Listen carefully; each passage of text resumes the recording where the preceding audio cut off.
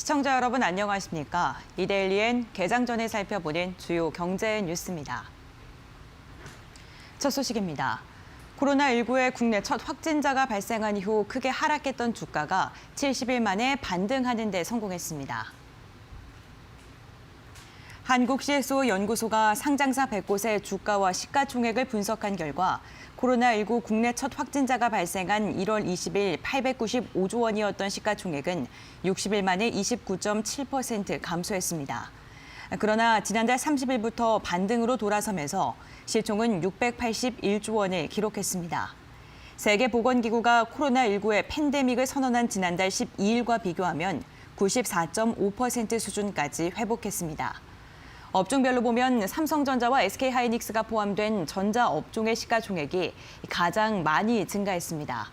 특히 최근 열흘 사이 주요 상장사 100곳의 주가는 11% 상승했고 시가총액도 50조 원 넘게 증가했습니다.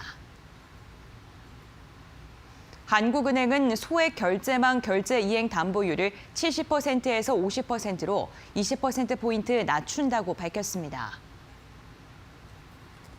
이번 조치로 금융기관이 한은에 제공해야 할 담보증권 금액은 25조 4천억 원으로 10조 1천억 원 감소할 것으로 보입니다. 한은은 줄어든 담보 부담만큼 유동성이 금융시장에 공급되는 효과가 있을 것으로 기대하고 있습니다. 한은은 이번 조치가 금융시장의 안정을 도모하고 정부의 민생 금융안정 패키지 프로그램의 운영을 지원하기 위한 방안이라고 설명했습니다. 새 규정은 오는 9일 금융통화위원회의 의결을 거쳐 10일부터 적용됩니다. 국내 배터리 3사의 글로벌 전기차 배터리 시장 점유율이 사상 처음으로 40%를 돌파했습니다. S&E 리서치는 올해 2월 세계 각국에 등록된 전기차의 배터리 에너지 총량이 5.8기가와트시로 전년 동기보다 16.5% 증가했다고 밝혔습니다. 1위인 일본 파나소닉은 테슬라 모델 3의 미국 지역 판매량이 급증하면서 점유율 34.1%를 기록했습니다. LG화학은 2월 점유율이 29.6%로 2위 자리를 지켰고 삼성 SDI와 SK이노베이션도 점유율을 늘리면서 5위와 6위를 기록했습니다. 3사의 합계 점유율은 42%로 1년 만에 2배 이상 상승했습니다. 중국의 CATL은 코로나19로 인한 중국 시장 침체의 영향으로 점유율이 절반 넘게 하락하면서 9%대를 기록했습니다. 빙그레가 혜태 아이스크림을 인수합병하면서 아이스크림 사업 역량 강화에 나섰습니다. 빙그레는 어제 이사회를 열고 혜태 제과식품과 혜태 아이스크림 인수를 위한 주식 매매 계약을 체결했다고 공시했습니다. 매입 주식은 복통주 100%인 100만 주로 인수 금액은 1,400억 원입니다. 빙그레는 혜태 인수로 아이스크림 시장 점유율 40%를 차지하게 되면서 롯데제과와 롯데푸드를 합친 점유율 43%를 바짝 뒤쫓게 됐습니다. 빙그레 관계자는 혜태 아이스크림의 브라보콘과 누가바 등 전 국민에게 친숙한 브랜드를 활용해 기존 아이스크림 사업 부분과의 시너지를 낼 것이라며 빙그레의 아이스크림 해외 유통망을 통해 글로벌 사업을 더욱 확장할 수 있을 것으로 기대한다고 말했습니다. 온라인 쇼핑몰인 쿠팡은 오늘 쿠팡페이를 별도 회사로 분사합니다. 본격적인 핀테크 사업 부분에 진출하겠다는 것으로 풀이됩니다. 쿠팡은 앞으로 온라인 쇼핑몰 사업에 집중하고 쿠팡페이는 간편 결제 사업으로 강화해 나갈 예정입니다. 쿠팡페이 신임 대표는 현재 핀테크 사업부 기술 총괄을 맡고 있는 경인태 시니어 디렉터가 맡게 됩니다. 경 신임 대표는 신설되는 핀테크 자회사는 고객들에게 보다 편하고 혁신적인 금융 서비스를 제공하면서 간편 결제를 넘어 고객을 위한 종합 핀테크 플랫폼으로 발전할 것이라고 설명했습니다.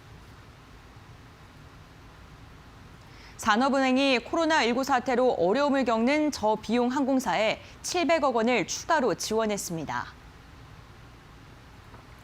산은은 무담보 조건으로 제주항공에 400억 원, 진에어에 300억 원의 운영자금을 각각 지원했다고 밝혔습니다.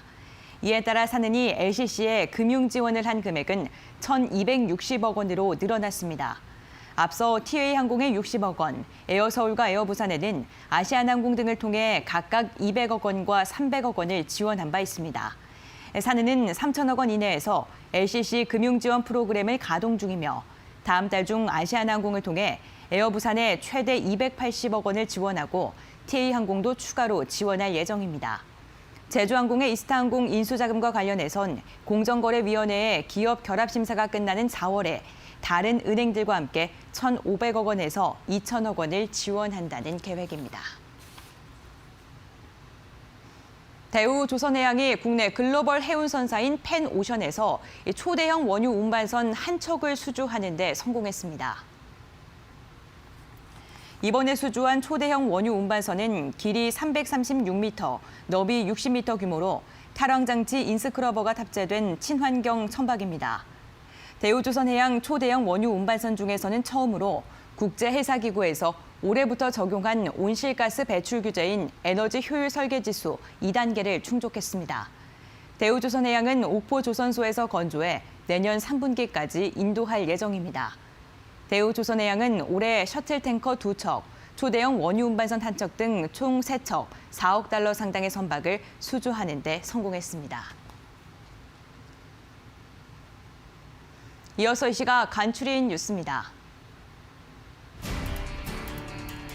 금융투자협회에 따르면 금융회사가 개인 투자자를 대상으로 판매한 사모펀드의 규모가 8개월 연속 감소한 것으로 나타났습니다. 지난해 대규모 투자 손실을 가져온 파생결합펀드 사태와 라임 자산운용의 펀드 환매 연기 사태에 따른 것입니다. 대기업들이 지난해 영업이익이 절반 수준으로 급감하면서 투자도 11조 10% 이상 줄어들었습니다. 또한 삼성과 SK, LG 등에서 대규모로 진행됐던 반도체와 디스플레이 투자가 마무리 단계에 접어들면서 투자액이 크게 줄어든 영향도 있었습니다.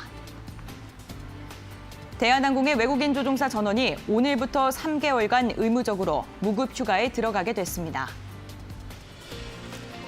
금융위원회와 산업은행, 5대 금융그룹을 비롯한 17개 금융기관과 한국증권금융이 증권시장 안전펀드인 다함께 코리아펀드 조성을 위한 업무 협약을 맺었습니다. 증권시장 안정을 위해 10조 원 규모의 펀드를 조성하고 원활한 운영에도 협력하기로 했습니다.